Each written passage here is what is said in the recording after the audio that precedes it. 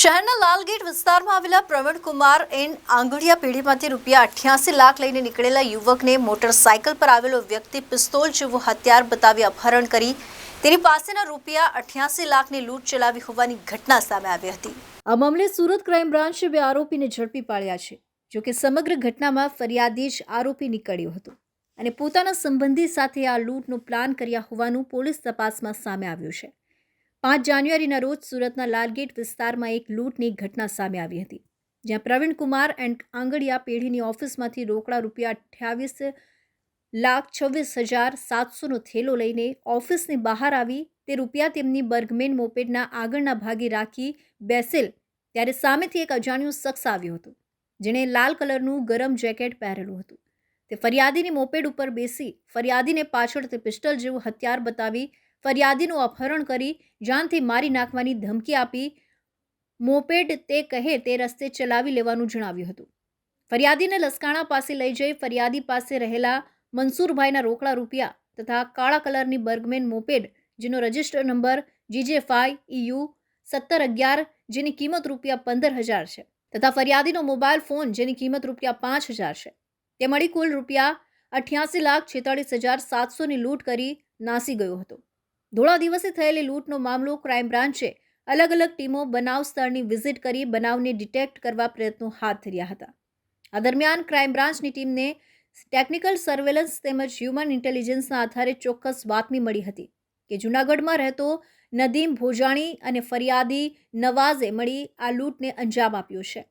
નદીમ ભોજાણી જૂનાગઢ ખાતે છે વગેરે મુજબની ફરિયાદીના બાતમીના આધારે ક્રાઇમ બ્રાન્ચની ટીમ દ્વારા જૂનાગઢ ખાતે ટેકનિકલ એનાલિસિસ અને હ્યુમન ઇન્ટેલિજન્સના આધારે વર્કઆઉટ કરી આરોપી નદીમ ભોજાણીને પકડી પાડ્યો હતો અને સુરત ખાતેથી આરોપી નવાઝને પણ ઝડપી પાડવામાં આવ્યો છે। તારીખ 5મી જાન્યુઆરી 2024ના રોજ લાલગેટ પોલીસ સ્ટેશનની હદમાં ભવાની માતા મંદિરની પાસે આવેલ પટેલ પ્રવીણકુમાર એન્ડ કંપની જૂના આંગડિયા પેઢી નામની ઓફિસમાંથી કુલ રૂપિયા 88,26,700 રૂપિયાના થેલા લઈને એક ઈસમ બહાર નીકળે છે અને પછી એની જે બાઇક પડી હતી એની પાસે જાય છે। થોડી વારમાં એક ઈસમ આવે છે ને એને કહે છે તું મોટરસાઇકલ ઉપર બેસી જા અને એને હથિયાર બતાવીને પાછળથી એની કમરમાં હથિયાર લગાડીને અપહરણ કરીને લઈ જાય છે। વરાછા બાજુ જઈને પછી કામરેજથી એને છોડી દે છે અને મોટરસાઇકલ મોબાઈલ અને પૈસા લૂંટ કરીને જતો રહે છે। આ ફરિયાદ પોલીસમાં આવતા તાત્કાલિક ઝોન 3 અને સ્થાનિક લાલગેટ પોલીસની સાથે સાથે ક્રાઇમ બ્રાન્ચની ટીમને આમાં ચકચારી ગુનો હોય તપાસ માટે જોડવામાં આવ્યા હતા। ક્રાઇમ બ્રાન્ચની ટીમે સતત મહેનત કરી અને એટલા લાંબા સમય સુધીની સિફતપૂર્વકની તપાસ કર્યા પછી પ્રોફેશનલી અને એકદમ ટોપ ક્લાસ ડિટેક્શન આપણે ગણી શકીએ એવી રીતે આ ગુનો ડિટેક્ટ કરેલ છે। જે આંગડિયા પેઢીમાં પૈસા લેવા માટે ગયો હતો એના નામ હતા નવાઝ સરફરાઝ ફત્તા। આ મંસૂર મેમણના USDT વેચાયેલાની રોકડ રકમ લેવા માટે આંગડિયા પેઢીમાં ગયો હતો। આ સ્કૂટર ઉપર જ્યારે આવીને બેઠા તો એની પાછળ જે માણસ બેસી જાય છે ને એને ધાક ધમકી આપીને ફરિયાદીના જણાવ્યા મુજબ પાછળથી પિસ્તલ જેવી કોઈ વસ્તુ મારે પીછળ લગાવી દીધી અને મને અપહરણ કરીને લઈ ગયા। આ માણસની ધરપકડ પોલીસ દ્વારા કરવામાં આવી છે। આ માણસનું નામ છે નદીમ ભોજાણી। આ બિલખા રોડ જૂનાગઢનો રહેવાસી છે।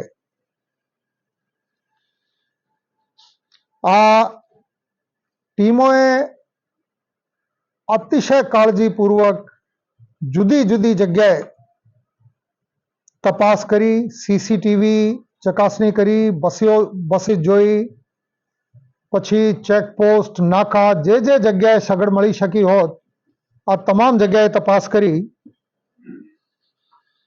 નદીમ ભોજાણી જ્યારે પકડાયેલ ત્યારે જાણવા મળ્યા કે આરોપી નવાઝ ફત્તા નદીમ ભોજાણીનો સાડુભાઈનો છોકરો થાય છે. એટલે ફરિયાદીને ખબર હતી ને ફરિયાદી અને આરોપી બંને મળેલા હતા. નવાઝ ફત્તા, જેમ મેં વાત કરી, નદીમ ભોજાણી જે તોમતદાર અપહરણ કરીને લઈ ગયા હતા એનો સાડુભાઈનો દીકરો થાય છે. અને આ લોકોએ આશરે 4 માસ આ લૂંટ કરવાની પ્લાનિંગ આયોજન ઘડ્યું હતું. નદીમ ભોજાણાએ આ ગુના આચરવા માટે ઓનલાઈન કોઈ ચાઇનીઝ એપ થકી એક માસ્ક પણ પહેર્યા હતા, જેમાં આખો મોઢું ને અહીં ગરદન સુધીના ભાગ છુપાઈ જાય. આ માસ્ક પહેરીને આ લૂંટ ચલાવવામાં આવી હતી. બનાવના દિવસે નદીમ ભોજાણી એના વાઈફ સાથે સવારે જૂનાગઢથી રવાના થઈ રાજકોટ આવ્યા, રાજકોટથી વડોદરા આવ્યા અને વડોદરાથી પછી સુરત આવ્યો. જૂનાગઢથી સુરત આવતા કુલ 3 બસો અને 20 જેટલી રિક્ષાઓ બદલે છે.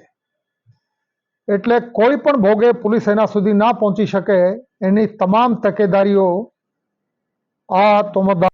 Arvind Rathod, ABC news Gujarat, Surat.